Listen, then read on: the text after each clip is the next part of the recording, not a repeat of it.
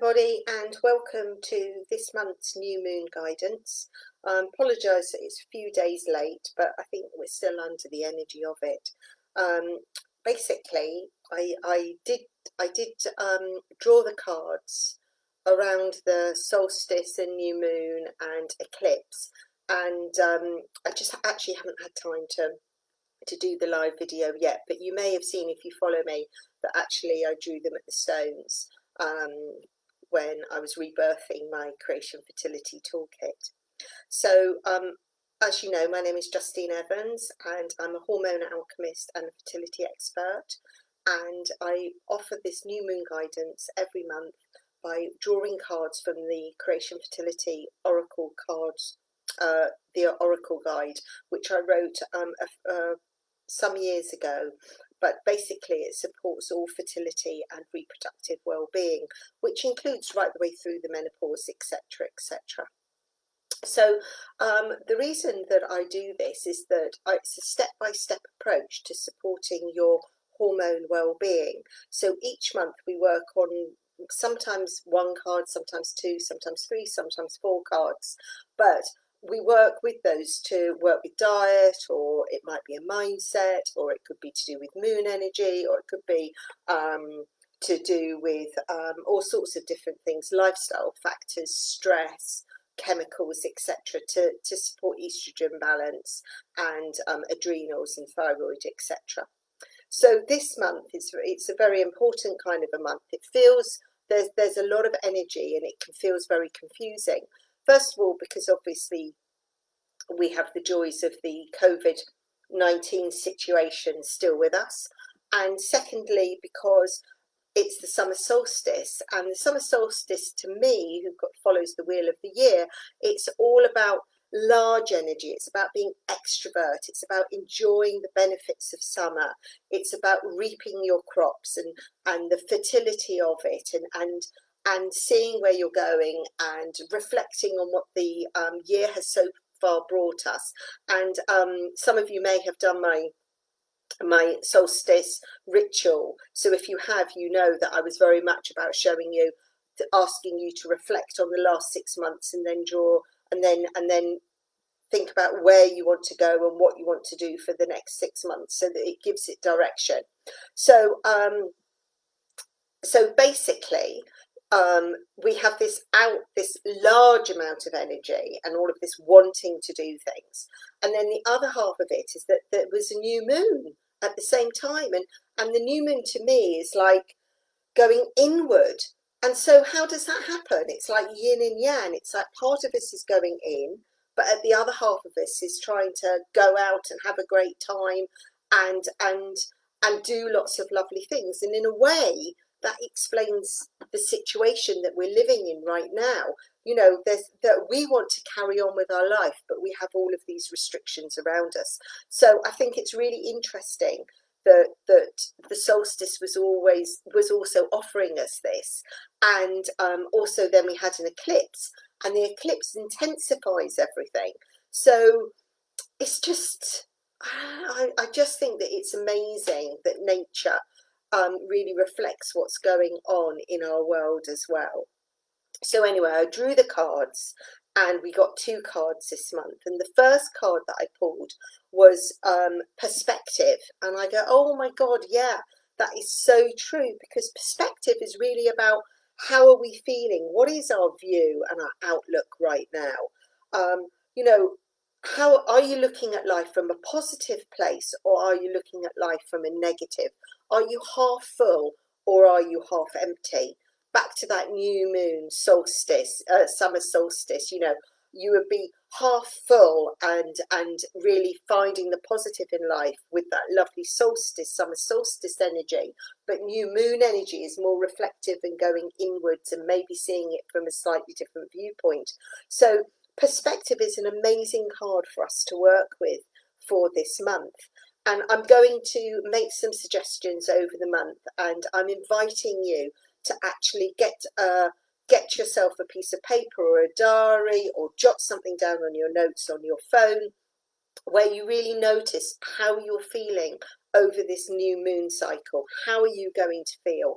Are you feeling that you're feeling, how is that perspective happening in your life? Are you swinging from one side to another all the time with this flux of energy that is going on, and the media that's happening, and the intensity of everything? Or are you actually fairly stable? Are you half empty? Is that your natural default mechanism? Or are you naturally always seeing the positive in life? And I would suggest that you make a journal of that over this next moon cycle and really see how it's working for you. And certainly over this month on Creation Healing Facebook page, I'm going to be working with that energy and talking about uplifting things and seeing the positive in life. And so I invite you to do that with me too. If you're wanting to chant, then the chant is Rama Da Sa Se So Hung. And you can do that on a daily basis if you want. And if you scroll down on my Creation Healing page, or if you go onto my Creation Fertility website, or if you go onto my Justine Evans website and go into the news pages of either of those, you'll definitely see how to do that chanting, because it really lifts that vibration and really helps clear energy within you. So this month we're really looking at working with positive vibration and positive perspective, and mindfully becoming aware of how we are influenced and how our minds work with that. So that's very important, because that makes such a massive difference for our hormones as well, our adrenals, our cortisol levels, our serotonin levels. And that actually draws me very nicely onto the second card, which is about a good night's sleep, because it's very important. Oh, fabulous, Kate, glad you do chanting.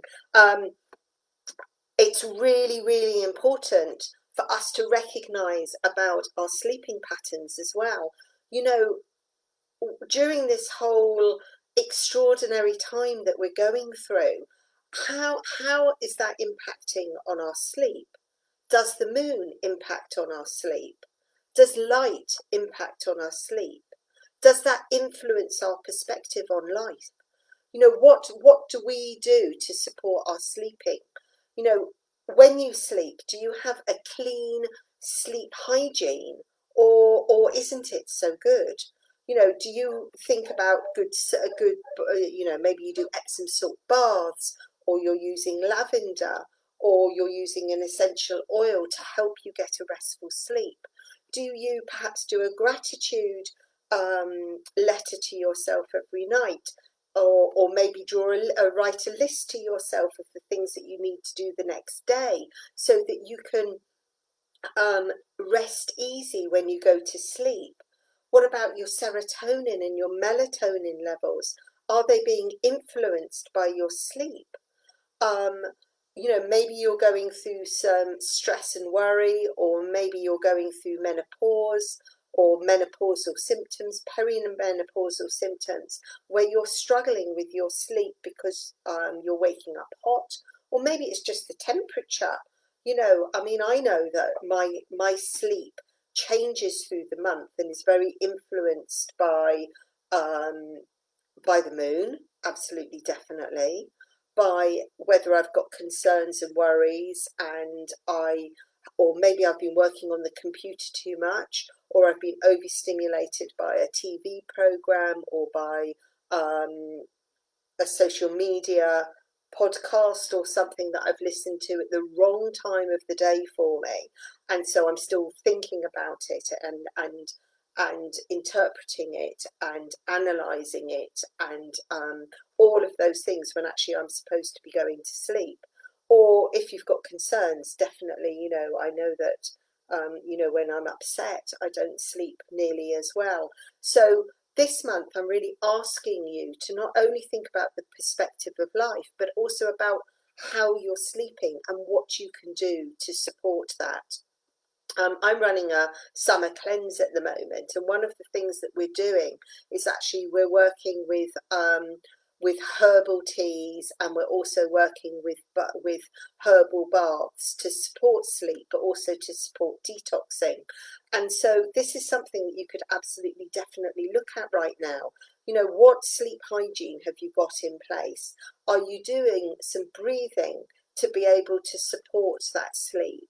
Are you being mindful? Perhaps you need to make sure that your Wi-Fi is switched off at night, or that you don't have a television in your bedroom. All of these things really influence your sleep and your hormones.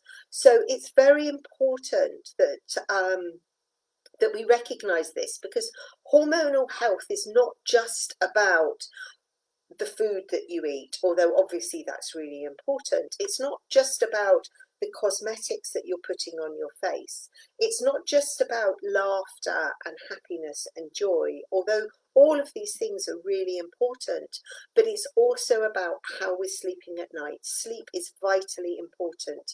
50% of the UK population are not sleeping properly, and we need a good 7 hours of sleep, solid, restful sleep, to be able to function properly and be healthy.